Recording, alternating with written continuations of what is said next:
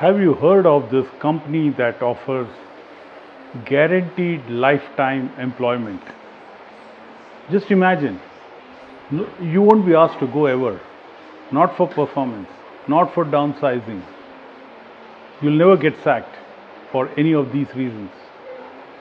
Lifetime Oh my employment God. guarantee. You haven't heard? Watch on. Three, two, one.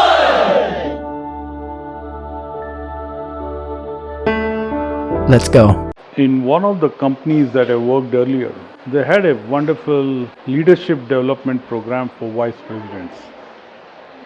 This involved sending us to spend time with some very iconic companies across the globe. So we got an opportunity to spend an hour or so with the leadership team there and then meet some other people from the staff. One such visit was to a company in the Boston area in the US, and there were a lot of things which struck us the moment we got in. We didn't know much about the background of this company, we had never heard of this company, but as we got in, there are 2-3 things striking. The first thing was, it looked like an extremely busy place. Everybody was like busy, and there's a lot of work happening. There are the discussions happening in different meeting rooms. Also, there was this feeling that it was like a very happy campus. A lot of young people, a lot of chirpiness, excitement that people were sometimes, getting carried away, speaking loudly. There was this feeling of campus. In most companies that you go, you can easily recognize who's the boss and who are the sort of his team or her team. How? By the way this person walks and behaves. The room, there's a special cabin or whatever for that person. There's a halo around, and people talk to them very respectfully. But in this place, it was very difficult to find out who was the boss and who was his team. What was the hierarchy? It was difficult to spot who was in charge. Like I said, it was this college campus where some people looked more senior to others, but beyond the age seniority, you couldn't make out anything else. As you walk into the corridors, you will see on the walls posters and pictures. They were all of real customer interactions and events. They were employees primarily in that pictures, and their moments with the customer, and these could be some magical moments, or it was some wins, or where they help their customers get through something. It's striking that that's what surrounds the whole office walls. It sort of reinforces. And imagine if I was an employee and if my picture was on the wall there, I would be so proud to walk on those alleys, as it reminds me and others of what I did for my customer. Great thought. They have an excellent feedback mechanism. It's not once a year during the appraisal. It's a constant feedback. Anybody can go on a website, it's an intranet, and then you put what you have to say, either good, bad, improvement area for anyone. And as I looked at the site, I couldn't make out who was the boss or who was somebody junior. It was very neutral, and you could say tough feedback too. So it was okay to give tough feedback, and you could say good things too. Okay, so there seemed to be a certain freedom from repercussion, and the engagement on the site was huge. Every day there were many people who were putting in their feedback. And one short interview with some employees gave me a feedback that they were probably being paid the best in the industry there. The best. Okay, and it's an industry which is dominated by giants. and I'm sure that to be the best in the industry, it's not so easy. Just to give a final flavor of what this company is about, when the crashes were happening in the US, big economic crashes, while everybody was rushing to do what? To downsize, reduce cost. This was one company which said, oh, these are tough times for our employees. So they actually went ahead and did a lot of schemes to help the employees tide over this period. There was zero sacking. What? And they actually went on to try and see how to protect them and give them decent salary raises even in that year. Sounds like a company made in heaven, right? Did I tell you the name yet of the company? Oops, I forgot. Aha. This is a company which you might not have heard too much about, but I would like you to Google them now and check. This is a company called NextJump. NextJump. It's a privately owned company. It was founded in 1994 by Charlie Kim and Megan Messenger. Okay, it's a company that ideally I slot it as a customer services company. They have their own platform, software platform, where they help customize and create solutions for customers to handle their employee and employee sat and employee engagement programs. One of the big problems they had since they founded was they took a lot of effort to go to the campuses, hire people, hire young people directly from college with zero experience, train them, and since their focus on employees was so strong, build strong teams. And then to find that the big guys, the big software giants, and you know all the names, would come and poach them and go. The attrition rate, like everybody there at that time, was about 40% plus every year. And they couldn't afford to spend so much money on rehire and then go through the whole training process again.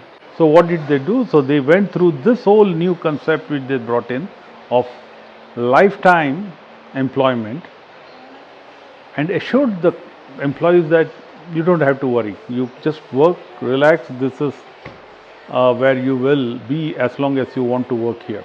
What did this do? This brought a feeling of security to all the employees. They knew that they were safe. This was their safe space. They could work with freedom. They could come up with creative ideas. It was okay to fail. The attrition rate dropped and continued to drop. They also made sure that they were not compromising this feeling of security by low salaries.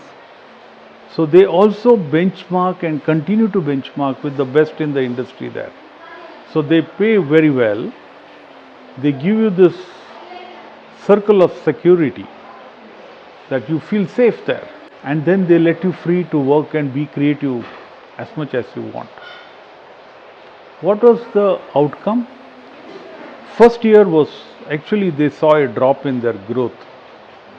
But from the next year onwards, they have been growing continuously in the high double digits. A remarkable feat. Even during recession times, they have been continuously growing at that rate. This is what we all knew. But nobody ever went and implemented this. Nobody had the courage to implement this. The results are not a surprise. The fact that very few companies realize this is a surprise. Today their attrition rates are close to zero. Close to zero. That's the impact. It's not that many people in that organization are unable to perform at the level that is needed, but they don't sack them. They just retrain them into new areas which might be of interest to them. They keep trying. They don't give up on people. I heard a talk by Charlie Kim, fascinating, and if you get a chance, please watch it on YouTube. He talks about this whole concept is like a family. The leader and his role is like a parent. Let me repeat this. A leader is like the parent of that family. the father or the mother of the family. You need to behave like that. So in a family, when somebody is not doing well, you don't just sack him from the family. What do? Do exactly those things that you do in a family that you should do in a team. It's a lot more effort, but long lasting results. You don't sack family. You work with them. You help them improve. Its reputation spread so widely in the US that he said almost all the top 100 companies had sent a representative or more to visit them and spend time with them to understand what was their secret sauce. Why did they succeed brilliantly where others were seeing moderate success? It's not secret anymore. So, what are the learnings for us? Today's world, every organization and its leadership and its finance heads have one response to tough times. Okay, there is a slowdown. There was a slowdown in 2008. There was another slowdown recently during COVID. What's the response? Downsizing, cut cost, which is fine. But the first one is downsizing, cut people off. And you also throw a lot of good experienced hand out. The remaining people are always insecure. They don't know how long is their job lasting. That's the climate in which this company, NextJump, stands out. It's a great example of what I have always believed, that over the period from the early industrial age, when they built factories in Europe and in England, and the human being would go in, sit on his table or whatever workbench, keep working, keep repeating. The machines were the key stars there, and this guy would keep putting in raw material there, and then there would be a break signal called. You would go have lunch, come back. It was automated. People had stopped becoming assets. They were just one of the resources. The key star assets were the machines. And as the industrial age progressed through different stages, and today we are at the stage where data is gold. Information is everything. Suddenly our assets have changed from those machines and different kinds of machines in between to data. So your biggest asset as a company today is data. Why not people? Why have we always treated people as a disposable resource, as a resource that can be replaced? So in a bad downturn, what do? Cut people. It's disposable. It can be replaced again. NextJump did the opposite. In bad times, they held their people together and close to them. They protected them. Even during COVID, they protected them and took care of them. And how do you think the employees will react? They love the company. Trust me, in the long run, and you can study the companies over the last 50 years or more, and if we last for another 50 years, we can watch this. The companies that will last are the companies that take care of their people as their biggest asset. People are your biggest asset. It doesn't matter if you're a customer service company or a product company. People are still your biggest asset. People is what will make a difference between this company and that company. To build companies that last, you need to build companies that love their people. And also remember one thing. Customers trust those companies whose people love them, whose employees love their team, their organization, their leadership.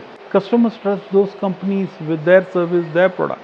Worth thinking, hopefully somebody talks more about this organization and tries to emulate in many more such green shoots coming all over the world, because the landscape needs to change. If we have to build companies that are not short-term, quarterly focused, annual focused, but if you want to build companies that last. Till the next time,